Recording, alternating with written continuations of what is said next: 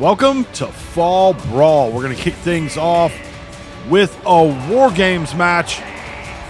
It's going to be between Gallus and Imperium. Now, the War Games match is something that plays a big part in the open mic universe, but that centers around the Survivor Series pay-per-view. But the animosity and hatred that has developed over the last few months between these two groups. WWE official Nick Aldis made what I feel is the right decision by making this match a War Games match and having it take place here at Fall Brawl, which really is the birthplace of the War Games match. Now, this one, unlike our usual that is a 4-on-4, this will be 3-on-3. We had an advantage match this past week on SmackDown. Wolfgang taking on Giovanni Vinci. Wolfgang was victorious in that one-on-one match. So Gallus will have the advantage until all 6 men are in the structure. And then once that happens, the match will officially begin, and pinfall or submission will get you the victory. Now, this whole feud started months back. We had a tournament to crown new WWE Tag Team Champions. The titles had been vacated. And in round 1 of that tournament, Giovanni Vinci and Ludwig Kaiser took on Wolfgang and Mark Coffey. The team from Gallus was victorious, and they moved on to round number 2. That didn't sit too well with the guys from Imperium. The following week, Kaiser and Vinci would jump Wolfgang and Mark Coffey as they made their way to the ring for their second round match.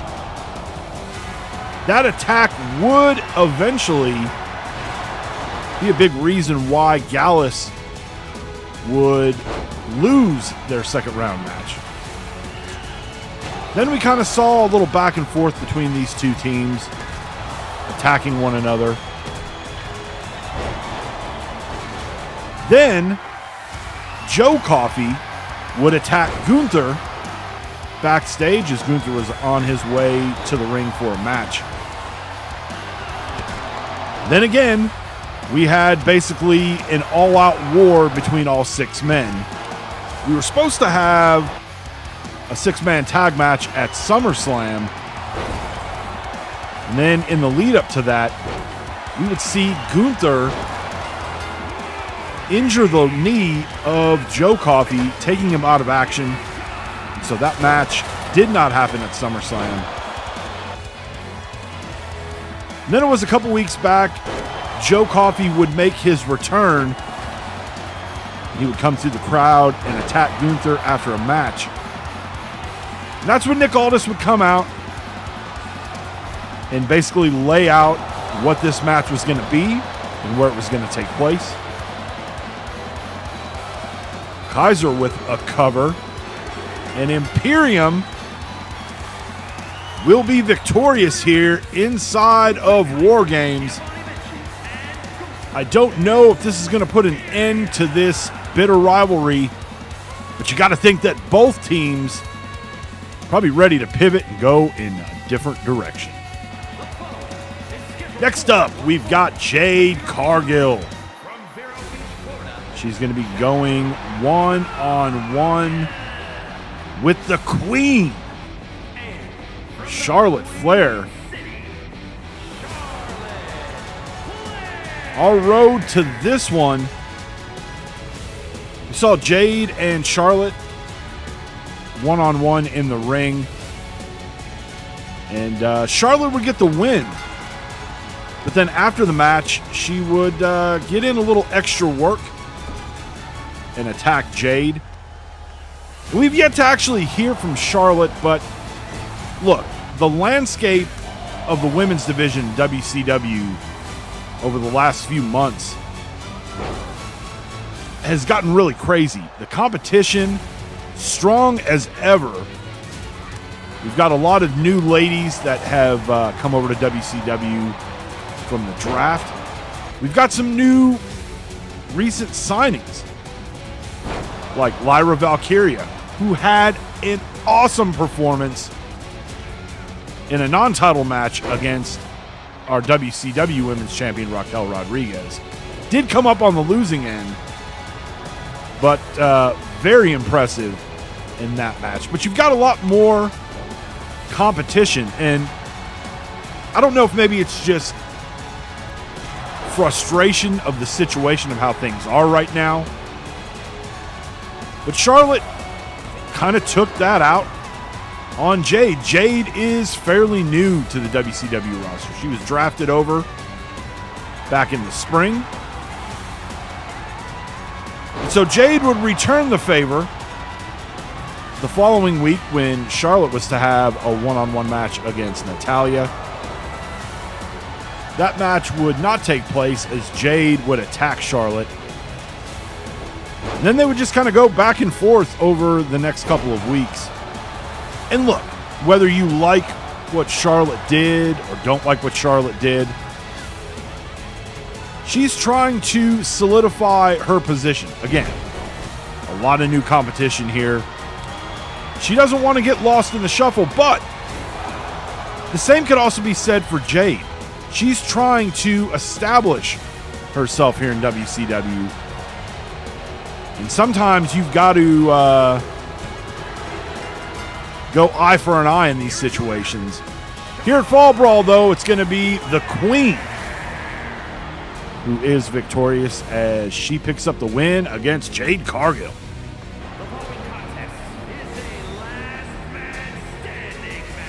Next, we've got a last man standing match between Carlito and Ilja Dragunov. Now, this is another one that's kind of been going for a couple of months. We saw in our lead up to SummerSlam, there was a number one contenders match to see who would go to SummerSlam to challenge Ilja Dragunov for the WCW Cruiserweight title. That number one contenders match would be between two former Cruiserweight champions, Dirty Dom and Santos Escobar. Escobar would get the victory. That victory would come with a little help from Carlito. Carlito would make his debut here in the universe. And nobody really knew why he was coming out to assist Santos. Then the following week, we would see Carlito try to steal the Cruiserweight title. So that set up a match between Dragunov and Carlito.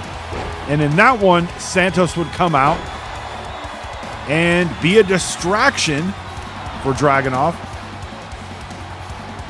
and help out Carlito. Then at SummerSlam, Carlito would come out in the middle of the match and help Santos Escobar capture the WCW Cruiserweight title.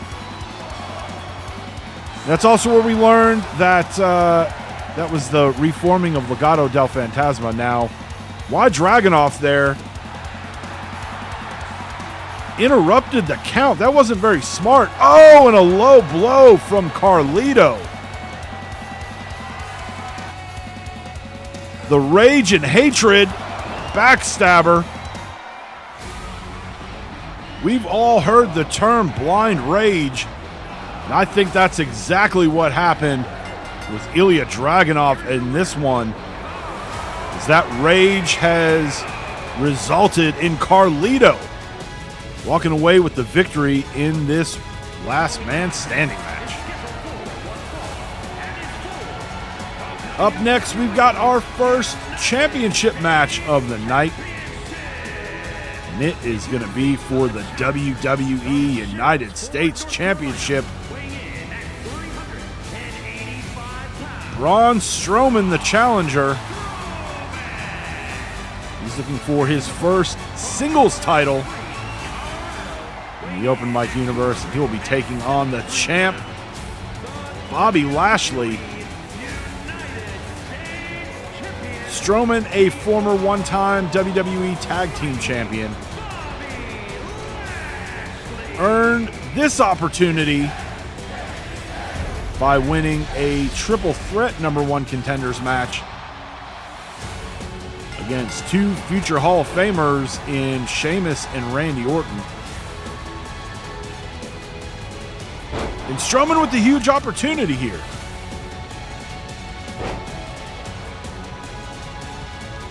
Lashley, who has been United States Champion, been a very good United States Champion for a while, did have a slight slip up during our Great American Bash Tour. At our Atlanta stop, it was Kurt Angle Appreciation Night. Appreciation Night that was not put on by the Universe or WWE or WCW. It was Team Angle that put it on. Lashley wanting to give Angle an opportunity there in Atlanta. Angle would walk out of Atlanta with the WWE United States Championship.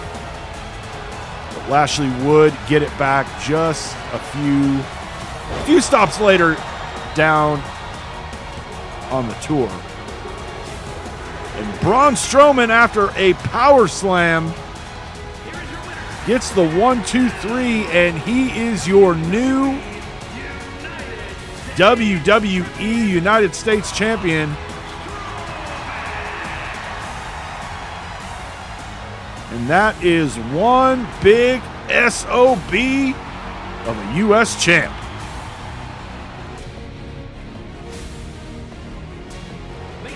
Next, it's going to be Logan Paul taking on CM Punk, the newest addition to the WWE roster.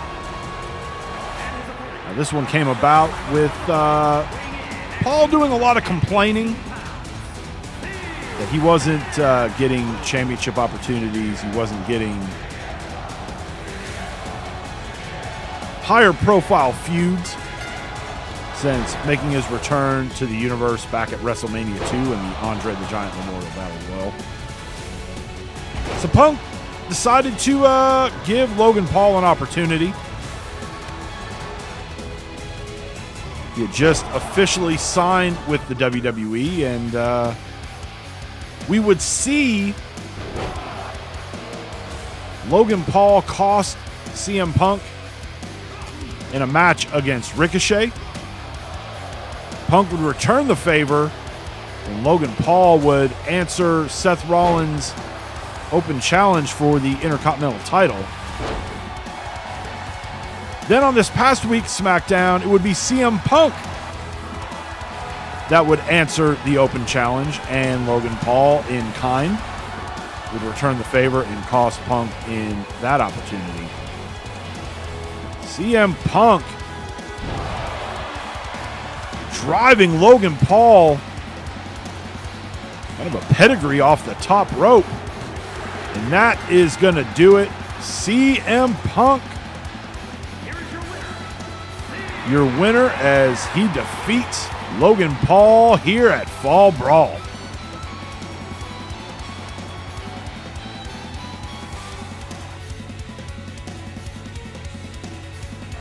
We've got our second championship match of the night up next.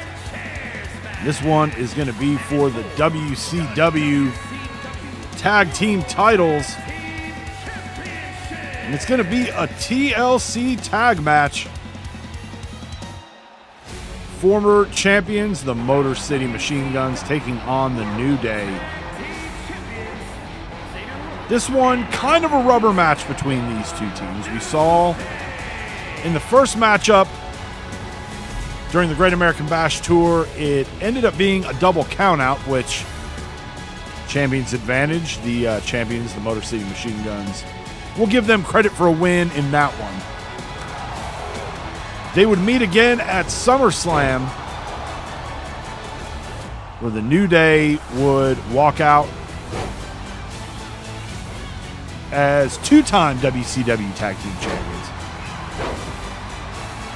After that, Kofi and Woods decided to try to run it back one more time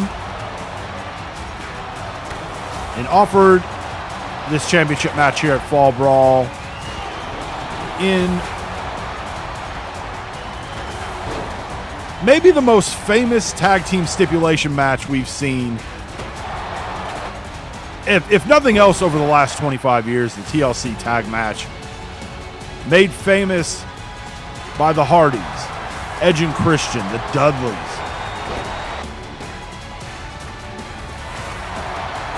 We got Alex Shelley and Woods duking it out there on the top of the ladder.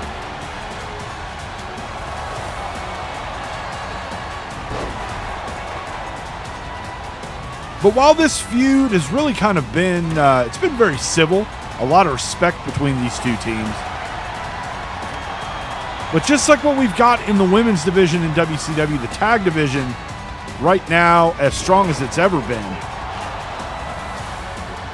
Shelley ends up on the wrong end of that one, but Sabin able to pull Woods off the ladder. And now Shelley making the climb, but Kofi gets him to jump down. Whoever walks out of here with these tag titles, there is a locker room full of worthy tag teams ready to step up. And Kofi does it. He gets both of those titles down. The New Day will retain and remain your WCW Tag Team Champions. Hell of a match. Look who it is, Bubba and Devon. I guess feeling that the New Day infringed on their gimmick a little bit. Next, it's going to be LA Knight taking on the phenomenal AJ Styles in a Falls Count Anywhere match. This feud, another one that has just gotten nasty over the last couple of months. You'd see LA Knight target the WCW United States Champion Drew McIntyre. And in doing so, he did cost AJ a match. It was a non-title match, but that did not sit too well with the Phenomenal One. And so these two would kind of go back and forth. And then McIntyre would also kind of involve himself in it. We would have a triple threat match at SummerSlam where McIntyre would walk out still United States Champion. And here comes Carl Anderson. LA Knight distracted, putting his attention in AJ. Able to capitalize on the distraction provided by one of his good brothers, Carl Anderson.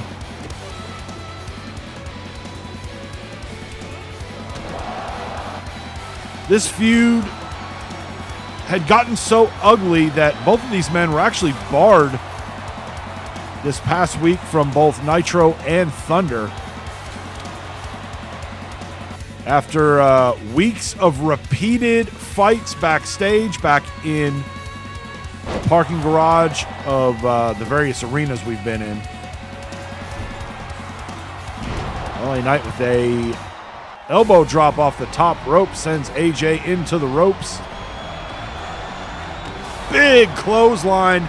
And now Luke Gallows coming out here. Gallows stops the count. The OC definitely making their presence known. AJ with a clothesline takes LA Knight off his feet. This is not the kind of behavior that we have really come to expect from AJ Styles. He has been the foundation of WCW since the start of our universe. Maybe much like what we saw with Charlotte, we got a new crop of talent here. The competition definitely raised. Maybe that pressure just caused AJ to snap, but he gets the victory here thanks to the help from Gallus and Anderson, but very disappointing in what we saw out of AJ Styles here tonight.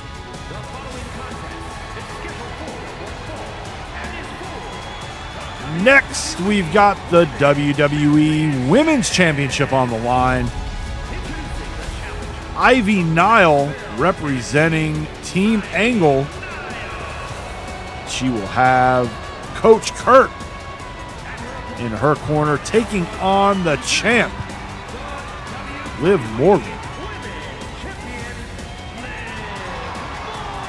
Liv, not only the current WWE Women's Champion, she is also a former one-time WCW Women's Champion. Ivy still looking for her first championship in our universe. And Team Angle also looking for their first championship. Now, they are a fairly new group here in the universe, but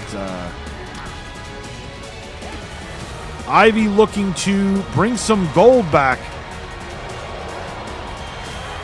to Team Angle. Great opportunity here against Liv. Ivy, though, kind of called her shot. She attacked the champion, got her attention.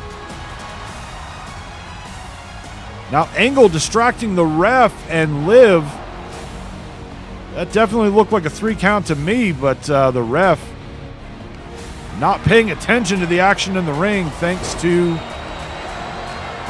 the distraction from Kurt Angle on the outside.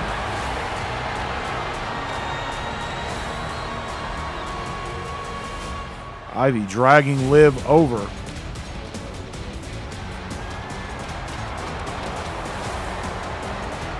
This is not looking good for the champion. Angle looks on. And Liv, no choice but to tap. We have got a new WWE Women's Champion. And it is Ivy Nile. Congratulations, Ivy.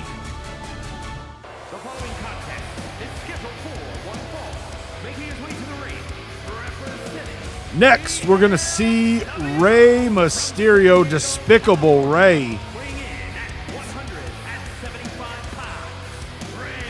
Raquel and Dirty Dom in his corner. The LWO. Taking on main event Jey Uso with our WCW World Champion Cody Rhodes in his corner. Jey has had his hands full the last couple of weeks in dealing with the LWO.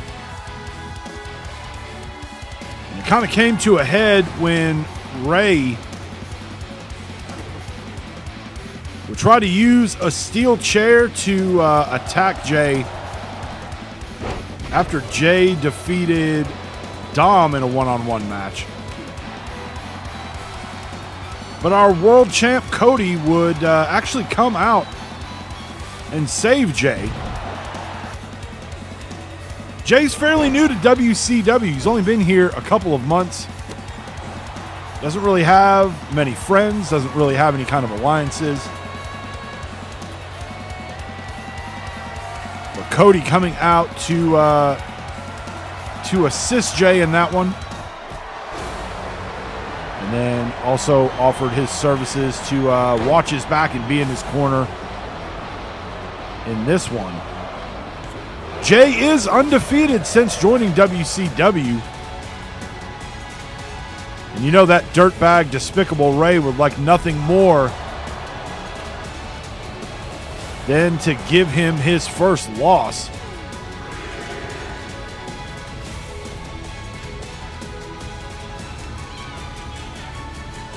A lot of history between Rey and Cody as well.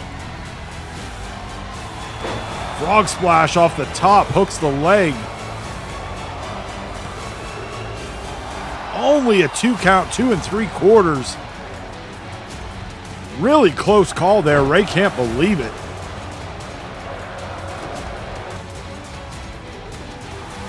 Dom trying to distract Jey. Now some heavy shots. Jey hooks the leg. Only a 2 count. This is on the axe handle. Cross body. Another 2 count. Spear from Jey Uso. Now Uso with another cover of his own. And it is 2 count city here at Fall Brawl. Jey makes the climb. Uso splash. Hooks the leg. That might be it. And it is main event. Jey Uso will remain undefeated here in WCW.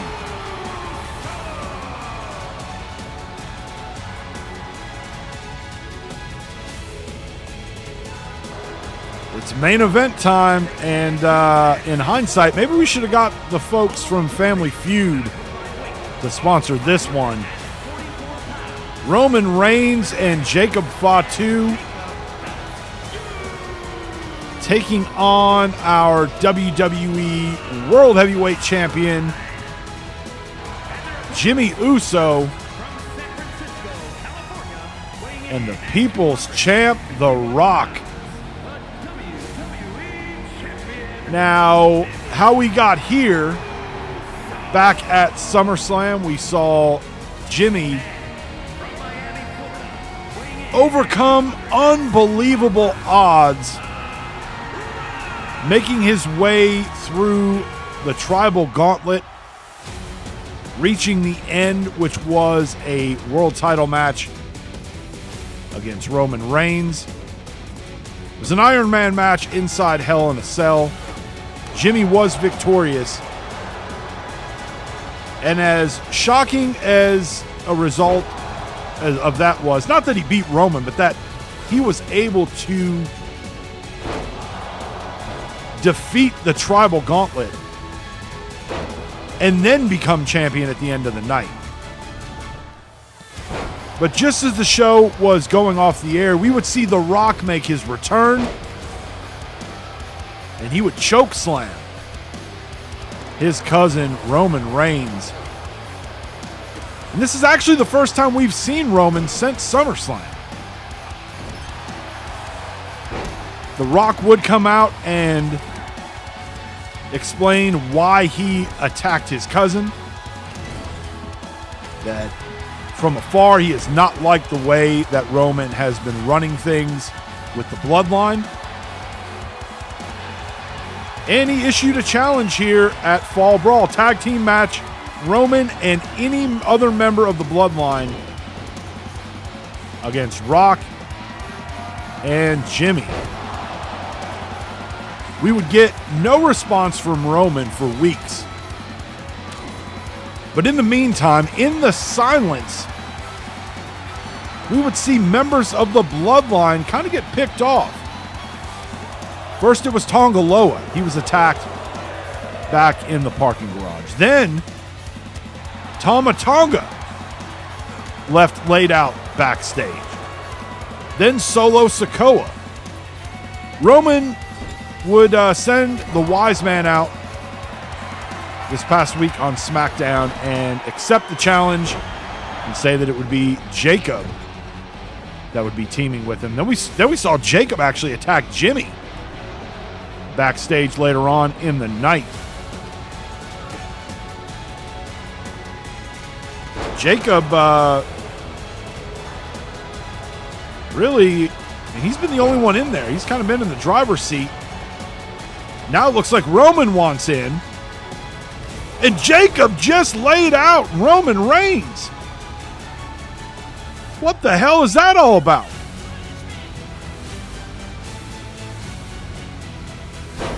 Wow. I don't know, like, is that because maybe he feels he's done all the heavy lifting up to this point and now Roman wants in the match? I'm guessing maybe he doesn't realize that Roman did break up the sharpshooter. Or is it because Roman went radio silent after SummerSlam and Jacob and the rest of the bloodline were kind of left to kind of handle tribal business without a tribal chief? This has turned into a handicap match. I still cannot wrap my head around what we just saw. What the hell does this mean for the bloodline? What does this mean for Roman Reigns? Jimmy with the cover. And Rock and Jimmy will be victorious here in our main event. And Rock sending the tribal chief out of the ring. Unbelievable, guys. Wow. Thank you so much for watching. Hope you enjoyed Fall Brawl.